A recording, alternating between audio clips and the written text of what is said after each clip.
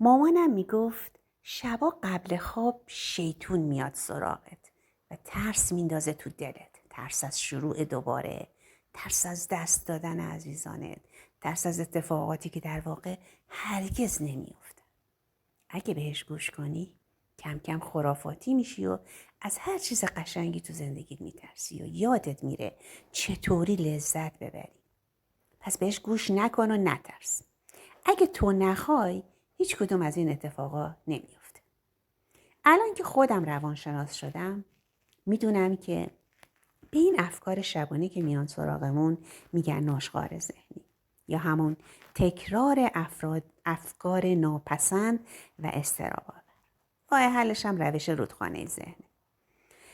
به جای اینکه جلوی افکارتون یه سد بسازین و بخواین دونه دونه‌شون رو حل کنین و بگین بجاست یا نابجاست و فلان، یه رودخونه بسازین.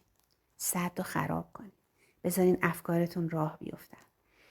تا یه فکر میاد جا خوش کنه و بمونه بگو بعدی. خود به خود اون فکر میره و جاشو به یه فکر دیگه میده. اینقدر این کار رو ادامه بده تا دیگه هیچ فکر ناراحت کننده ای نباشه. اون وقت فکرای خوب هم میان.